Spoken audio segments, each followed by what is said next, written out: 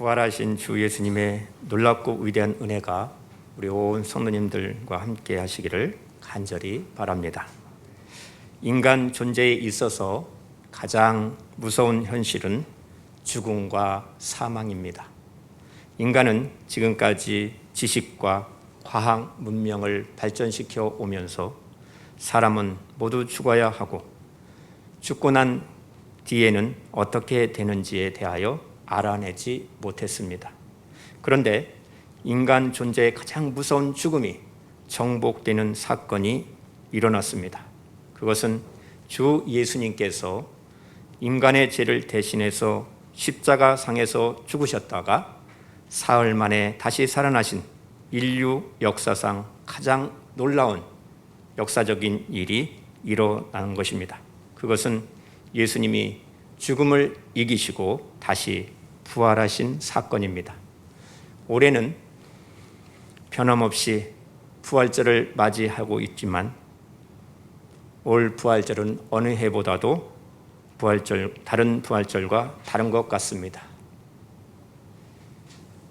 추위는 지나갔고 산과 들은 푸른 새싹이 돋고 꽃이 피고 있습니다. 그러나 우리는 코로나19로 인하여 온라인 부활절 예배를 드리고 있습니다. 서구청 보건당국 담당자가 아침에 와서 부활절 예배를 어떻게 드리는지 상황을 보고 또 사진까지 찍고 그렇게 가더라고요. 부활절에 몇 명이 예배를 드리고 또 성찬식은 하고 있습니까? 묻고 있길래 우리는 철저히 소독하고 규칙을 잘 지키고 있습니다. 그렇게 돌려보냈습니다. 우리는 2021년 부활절을 잊을 수가 없을 것입니다. 부활절에 함께 모여 예배하지 못한 그러한 아쉬움이 크지만 부활절에 있어서 가장 중요한 것은 부활절 예배를 어디에서 드리고 어떻게 준비하느냐가 있는 것이 아닙니다. 진짜 중요한 것은 부활의 주님을 만났는가 하는 것입니다. 우리 교회 안에 또 우리 가정 안에 부활의 주님을 만난 분들이 얼마나 많은가에 있는 것입니다. 여러분들은 부활의 주님을 만나셨습니까? 여러분들은 부활의 주님을 만나셨습니까? 오늘 본문 말씀을 보면 두 여인 막달라 마리아와 다른 마리아가 예수님의 시신에 향유를 바르기 위해서 무덤을 찾아갔다가 무덤이 비어있는 것을 발견하게 됩니다. 무덤을 지키던 천사로부터 예수님이 죽음에서 다시 살아나셨다는 엄청난 소식을 들었습니다. 문제는 천사가 주님의 부활의 증거를 해 주었는데도 불구하고 두 여인 모두 예수님의 부활을 믿지 못했다라는 것을 암시해 주고 있습니다. 그렇지만 9절 말씀을 보면 예수님께서 그들을 만나 이르시되 평안하냐 하시거늘 여자들이 나아가 그 발을 붙잡고 경배하니 라고 말씀하는 것을 보게 됩니다. 두 여인이 결국 부활하신 예수님을 직접 만나는 은혜를 경험을 하게 되었다라고 성경은 기록하고 있습니다. 본문 1절을 보시면 안식일이 다 지나고 안식 후 첫날이 되려는 새벽에 막달라 마리아와 다른 마리아가 무덤을 보려고 갔다라고 말씀합니다. 유대인들의 안식일은 금요일 해질 무렵부터 토요일 해질 때까지입니다. 그래서 안식일이 지난 첫날은 일요일 아침이 되는 것입니다. 이날이 주일이 되죠. 모든 그리스도인들은 오늘 부활절 감사 예배를 드리고 있습니다. 그런데 말씀을 통하여 부활하신 주님을 바라보는 사람들의 생각과 태도가 다르다는 것입니다. 어떤 성도는 부활절을 보내지만 무덤을 보는 정도에 그치는 그러한 신앙이 될 수도 있다는 것입니다. 또 어떤 성도는 부활의 주님을 직접 만나는 신앙이 될 수 있습니다. 여러분은 어느 쪽에 속한다고 생각하십니까? 스스로 확인해 보시기를 바랍니다. 이 확인은 엄청난 차이가 있습니다. 무덤을 보러 갈 때 마리아의 태도를 한번 상상해 보시기 바랍니다. 아무런 소망도 없었습니다. 우울함과 슬픔과 두려움으로 가득했습니다. 우리들도 마찬가지입니다. 매년마다 부활절 감사 예배를 드립니다. 주님의 부활을 기념식 정도로만 지키면은 우리도 이와 같을 수밖에 없다는 것입니다. 그런데 부활을 진짜 믿고 주님의 부활하심을 믿는 사람들의 삶은 완전히 다른 것입니다. 8절 말씀을 보시면 그 여자들이 두려움과 큰 기쁨으로 빨리 무덤을 떠나 제자들에게 알리려고 다름질할세라고 했습니다. 여인들은 부활의 기쁜 소식을 전하려고 달려갔다고 기록하고 있습니다. 무덤을 보러 올 때와는 완전히 다른 모습입니다. 여러분, 똑같이 교회를 다녀도 부활신앙으로 사는 성도와 그렇지 않는 성도는 엄청난 차이가 있는 것입니다. 교회마다 사순절 기간이 되면은 기도합시다. 또 고난주간만이라도 금식하면서 작정기도 합시다. 왜 이렇게 강조하고 실천하기를 그렇게 원하는 것일까요? 주님의 고난과 부활과 승천이 우리에게 큰 기쁨이 되고 내 영혼의 능력이 되고 내 삶에 큰 활력이 되고 힘이 되기 때문인 것입니다. 주님의 고난에 동참을 함으로 또 영적으로 말씀을 사모하고 그 말씀을 깊이 묵상하면서 우리가 겪고 있는 여러 가지 문제들을 주님께 그대로 내놓고 기도할 수 있기 때문인 것입니다. 그러므로 부활절은 우리의 삶에 결정적인 변화를 가져오게 되는 날인 것입니다. 더 이상 죽음도 두려워하지 않게 되고 어떠한 상황 가운데서도 평안을 누리게 된다라는 것입니다. 부활하신 예수님이 부활의 첫 증인들인 두 마리아에게 처음으로 말씀하셨던 것이 무엇입니까? 바로 평안이었습니다. 9절 말씀을 보시면 예수께서 그들을 만나 하신 말씀은 평안하냐, 평안하냐. 예수님의 이 질문은 사실 잘 맞지 않는 질문인 것 같습니다. 그들이 지금 평안할 수가 없지요. 두렵고 슬프고 떨리는 마음으로 주님의 무덤을 찾아갔기 때문에 도저히 평안할 수가 없는 것이죠. 여인들은 예수님이 골고다 언덕을 오르시고 십자가에 달려 죽으실 때 가슴을 치며 슬퍼 울었습니다. 예수님의 빈 무덤을 보면서 무서워했습니다. 주님께서 이런 여인들의 심정을 모르실 리 없습니다. 예수님께서 두 여인에게 평안하냐, 평안하냐 물으신 것은 이제는 평안해도 된다라는 뜻으로 그렇게 말씀을 하신 것입니다. 너희들은 지금까지 슬펐지, 너무나도 우울했지, 두려워하면서 며칠 동안 얼마나 힘든 삶을 살았니?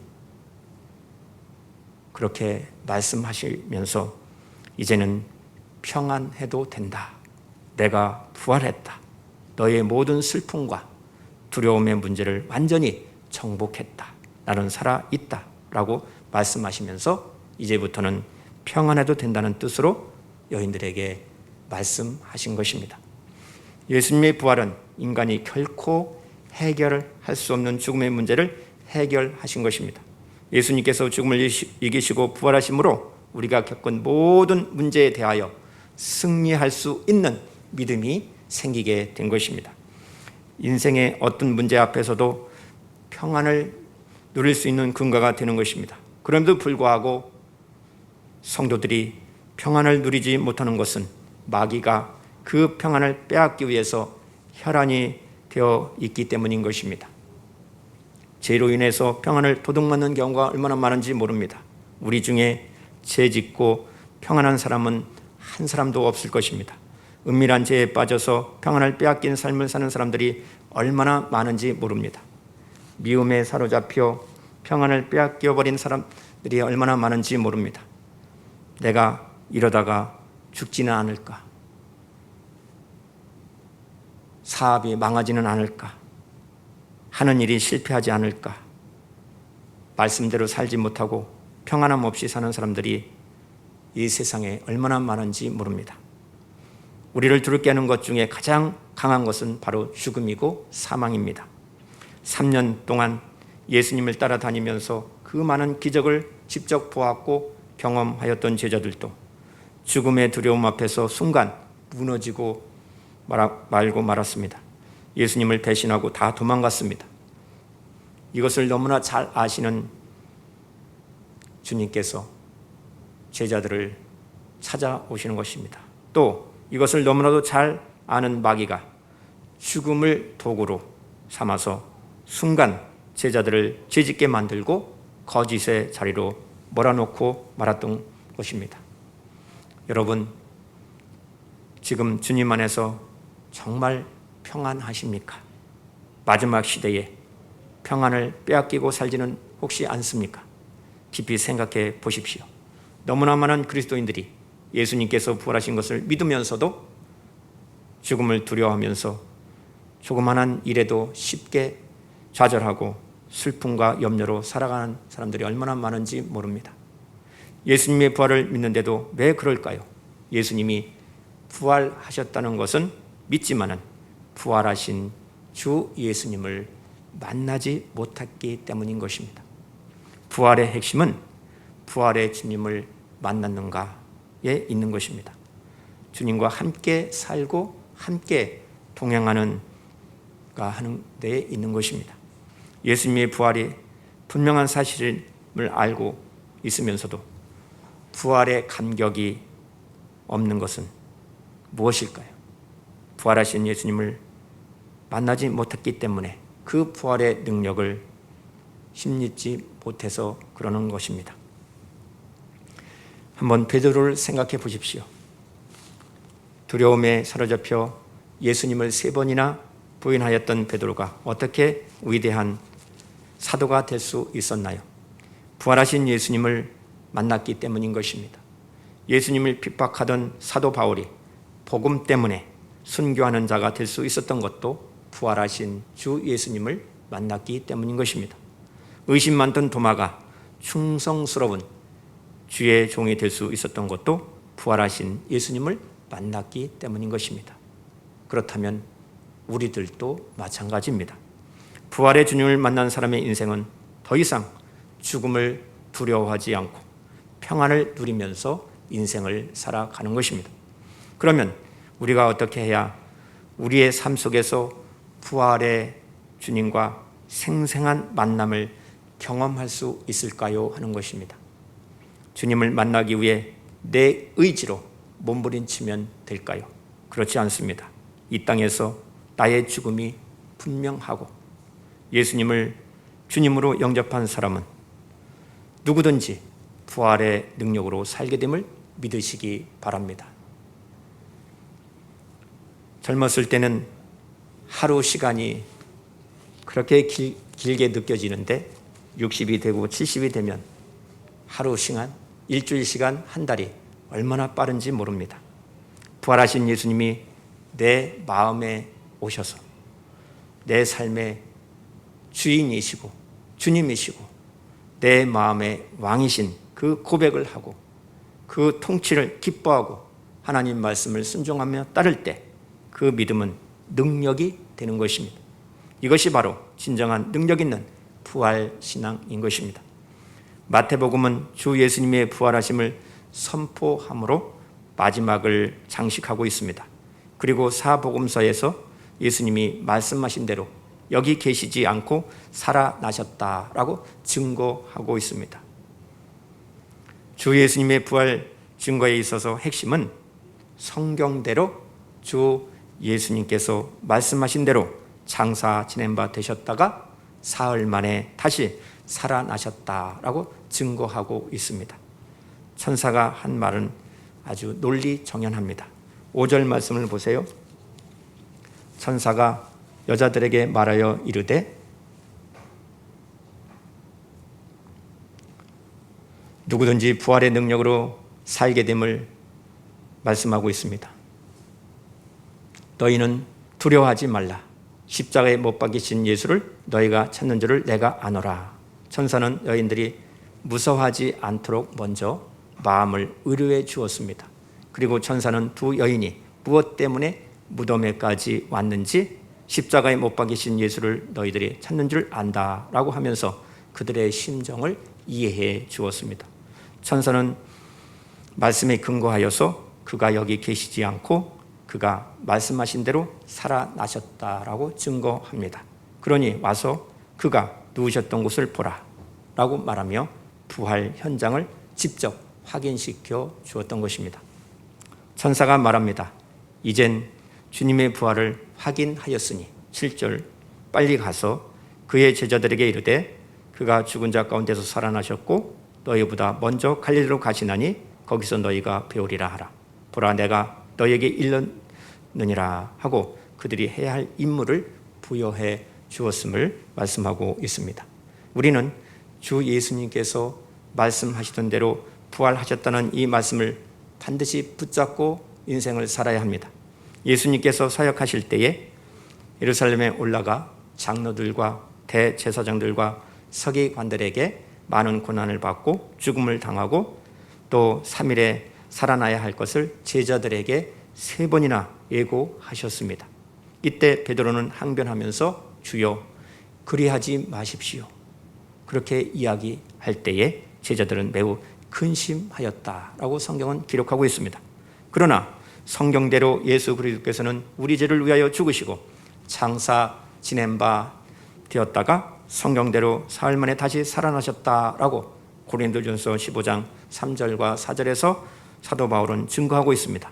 그렇다면 말씀하신 대로 주 예수님의 부활이 무엇을 증거하고 있는지, 어떤 예수님의 부활은 어떠한 의미가 있는지 우리가 반드시 성경 말씀을 확인하고 부활 신앙을 소유해야만 이 어려운 시대, 마지막 시대를 승리하는 삶을 살 수 있는 것입니다.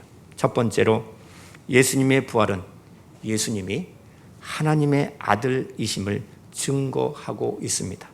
로마서 1장 4절 말씀을 보시면 성결의 영으로는 죽은 자들 가운데 부활하사 능력으로 하나님의 아들로 선포되셨으니 곧 우리 주 예수 그리스도시니라 라고 말씀하고 있습니다. 이 말씀은 예수님이 부활하심으로 하나님의 아들이 되셨다라는 뜻이 아닌 것입니다.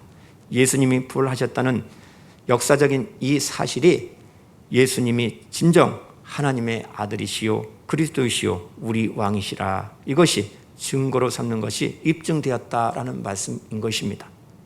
두 번째로 예수님의 부활은 우리를 의롭게 하시기 위하여, 다시 말해서 하나님 앞에 나아가는 길이 열려졌음을 증거하고 있습니다.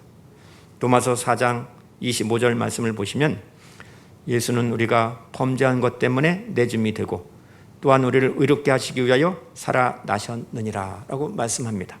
예수님의 죽으심은 우리 죄를 위해서 죄값을 대신 지불하시기 위해서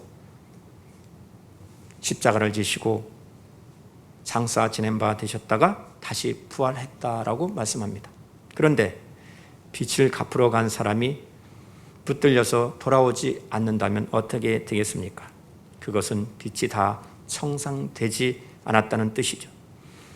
다르게 표현하면 복음이 없는 것이 되고 마는 것입니다. 그러므로 우리를 의롭다 하심을 위하여 살아나셨다, 이 말씀은 주님의 살아나심은 우리의 죄가 다 청산이 되었다라는 것을 증거하는 것입니다.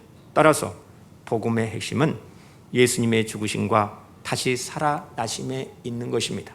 이 복음을 우리는 증거하는 것입니다. 세 번째로 예수님의 부활은 사망 권세 잡은 자 마귀를 정복하셨음을 증거하고 있습니다.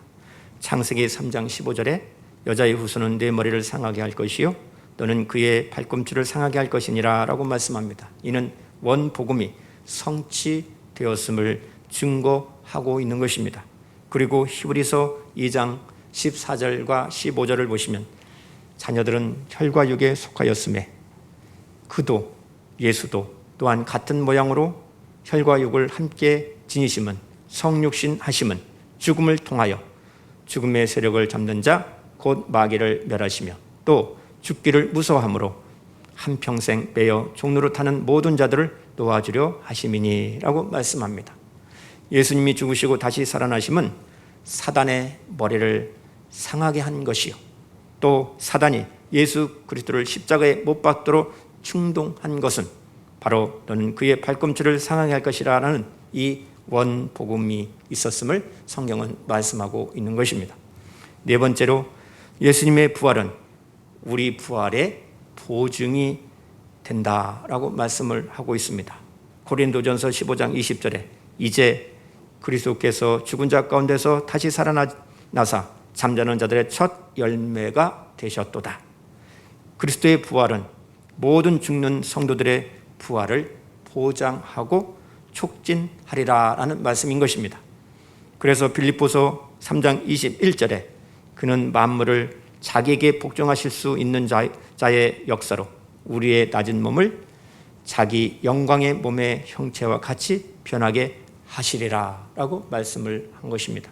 이 말씀은 그리스도 안에서 이미 죽었으나 그분과 함께 영으로 하늘에서 산자가 된 사람들은 주님의 재림 때에 먼저 부활하여 새로운 영화의 몸을 입게 된다는 것입니다. 그때 지상에 살고 있는 사람들의 몸도 변화될 것인데 그리스도가 부활하신 몸과 같을 것이며 천국에서 영원한 삶을 살기에 부족함 없이 새로워진다라고 말씀을 하고 있는 것입니다. 다섯 번째로 예수님의 부활은 최종적인 승리를 증거하고 있습니다. 예수님이 십자가상에서 죽으시고 부활하시고 승천하시고 하나님 우편에 앉아 계신다는 것은 다시 오신다는 재림의 그 확실성을 말씀해 주고 있는 것입니다. 주님은 말씀하십니다. 계시록 22장 12절과 13절에 보라 내가 속히 오리니 내가 줄 상이 내게 있어 각 사람에게 그가 행한 대로 갚아주리라. 나는 알파와 오메가요 처음과 마지막이요 시작과 마침이라 라고 말씀하십니다. 이 말씀은 하나님의 나라 건설은 주 예수님의 재림으로 완성이 된다라고 말씀을 하는 것입니다. 환난을 때에 긴급한 오늘날과 같은 때에 고난의 불시험을 통과한 사람들을 위하여 그리스도께서 속히 오셔서 재림하셔서 교회에 우리 성도들을 건지신다라는 희망의 말씀인 것입니다. 하나님은 절대적인 통치력을 행사하셔서 하나님 나라 건설이 완성하게 하신다는 것입니다. 따라서 부활신앙은 하나님 나라 건설의 동력, 능력이 되는 것입니다. 그래서 우리 온 성도님들이 부활신앙을 소유하고 인생을 사는 것이 너무나도 중요한 것입니다. 성경은 말씀합니다. 만약 그리스도께서 다시 살아나지 못하셨다면 어떻게 되겠습니까? 라고 말씀합니다. 고린도전서 15장 14절과 15절 말씀을 보시면 우리가 전파하는 것도 헛것이요 또 너희 믿음도 헛것이며 또 우리가 하나님의 거짓 증인으로 발견되리니 우리가 하나님이 그리스도를 다시 살리셨다라고 증언하였습니다. 만일 죽은 자가 다시 살아난 일이 없으면 하나님이 그리스도를 다시 살리지 아니하셨으리라 라고 말씀을 하고 있습니다. 주일 새벽에 막달라 마리아와 다른 마리아가 무덤에 갔을 때 8절 말씀 그 여자들이 무서움과 큰 기쁨으로 빨리 무덤을 떠나 제자들에게 알리려고 달려갔다고 했습니다. 부활하신 예수님께서 그때 나타나셔서 말씀하십니다. 평안하냐라고 위로하시며 이제는 무서워하지 말라 말씀하실 때 부활하신 주 예수님을 알아보았다라는 것입니다. 사랑하는 성도 여러분, 부활하신 예수님이 계시기 때문에 우리에게는 살 소망이 있고 우리에게는 언제나 다시 시작할 수 있는 능력이 되는 것입니다. 본문 10절 말씀을 보세요. 가서 제자들에게 갈릴리로 가라 하라. 거기서 나를 보리라 하시니라 라고 말씀합니다. 예수님께서 마리아에게 말씀하시기를 제자들에게 갈릴리로 갈 것을 전하라고 하시면서 거기에서 나를 만날 것이라고 말씀하셨습니다.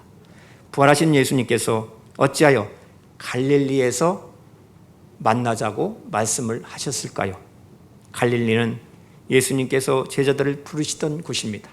내가 너희로 사람을 낚는 어부가 되게 하리라 하고 사명을 받던 곳이 갈릴리입니다. 예수님은 갈릴리에서 그들에게 하나님 나라 선포를 한 곳입니다. 그런 갈릴리에서 제자들을 다시 보기 원하셨던 것은 예수님을 배신하고 비참하게 무너져 있는 제자들로 하여금 처음 부르셨던 그곳에서 다시 그들에게 다시 시작할 수 있도록 하기 위해서 시리에 빠져 있는 제자들에게 예수님이 정말로 절실히 필요했고 부활하신 예수님을 만나야만 다시 회복이 될 수 있기 때문에 갈릴리로 가라 하신 것입니다. 실패와 절망, 어둠에 갇혀 있는 제자들이 다시 시작할 수 있는 힘은 부활하신 주 예수님을 만나서 새롭게 주신 사명을 감당할 수 있게 되는 것입니다. 요한복음 21장 9절부터 14절 말씀을 보면은 복음을 위해서 갈릴리 해변가에서 주님이 친히 마련해 주신 아침상에 참여함이 반드시 필요했음을 말씀해 주고 있습니다. 제자들은 주님을 부인했고 도망친 실패자들이었습니다. 이제는 소명과 사명을 받는 그 갈릴리로 가서 이를 회복해야 할 필요가 있었기 때문인 것입니다. 부활의 주님과 함께 사는 자에게는 끝이 없는 것입니다. 언제나 새로운 시작만을 할 뿐인 것입니다. 그래서 우리 성도님들에게는 매일매일이 부활절이어야 하는 것입니다. 부활절을 준비하는 마음, 그 믿음은 결코 쉽지 않습니다. 코로나19로 예년과는 다른 너무나도 초라한 부활절처럼 느껴질 수도 있습니다. 성도님들과 함께 교제하지 못하고 주 예수님의 만찬도 하지 못하고 겨우 예배를 드리고 헤어져야 하는 그러한 순간에 하나님께서 깨닫게 하신 것이 있습니다. 예수님이 부활하신 그 아침에도 오늘 상황과 너무나도 비슷하지 않았나라는 것을 깨닫게 되었습니다. 정말로 그랬습니다. 주 예수님이 부활하셨는데도 축제 분위기가 아니었던 것입니다. 너무나도 초라해 보이는 부활이었고 아주 조용한 부활 아침이었습니다. 그런데 부활의 주님을 만난 사람들을 통해서 그 부활의 능력과 역사는 펼쳐 나갔던 것입니다. 부활의 주님과 함께 사는 우리를 통하여 부활의 역사가 계속적으로 퍼져 나가기를 주님은 원하시는 것입니다. 마태복음 28장 19절과 20절 말씀을 보십시오. 함께 읽겠습니다. 19절 20절 말씀 시작. 그러므로 너희는 가서 모든 민족을 제자로 삼아 아버지와 아들과 성령의 이름으로 세례를 베풀고 내가 너에게 분부한 모든 것을 가르쳐 지키게 하라. 볼지어다 내가 세상 끝날까지 너희와 항상 함께 있으리라 하시니라. 아멘. 지금은 멸망으로 가는 세상과 영광스러운 하나님 나라, 이 두 가지가 병존하는 그러한 시대에 우리가 살고 있습니다. 그래서 십자가의 예수님과 부활의 예수님이 하나이신 것을 우리가 보게 되는 것입니다.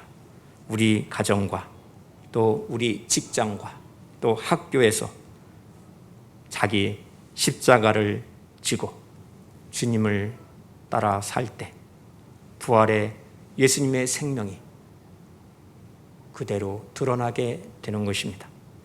죽음을 이기시고 부활하신 주님을 만나시고 동행하면서 우리 삶 속에서 산 소망을 드러내는 증인의 삶을 살아 생명을 살리는 그러한 교회 성도들이 되시기를, 그래서 날마다 승리의 삶을 사는 저와 여러분 되시기를 주님의 이름으로 축복합니다. 기도합니다. 하나님 아버지, 부활 소망으로 새롭게 시작하게 하심을 감사드립니다. 부활하신 주 예수님, 우리 마음에 오셔서 우리 삶의 주인 되시고 주님 되시고 우리 마음의 왕이심을 고백하고 주님의 통치를 기뻐하며 순종하는 믿음을 더하여 주시옵소서. 주 예수님의 부활하신 그 역사적인 사실이 하나님의 아들이요 그리스도시요 우리 왕임을 증거하게 하옵소서. 주님이 부활하심으로 저희들을 의롭게 하셔서 하나님 앞에 나아가 예배자가 되게 하시고 사망 권세 정복하고 우리 부활의 보증이 되게 하여 주시고 승리하게 하심을 감사드립니다. 날마다 이것을 증거하게 하여 주옵소서. 부활하신 주님과 함께 살고 함께 동행하는 삶을 통하여 생명을 살리는 교회, 우리 온 성도들이 되게 하여 주실 줄 믿사옵고 우리 주 예수 그리스도 이름으로 기도드리옵나이다. 아멘.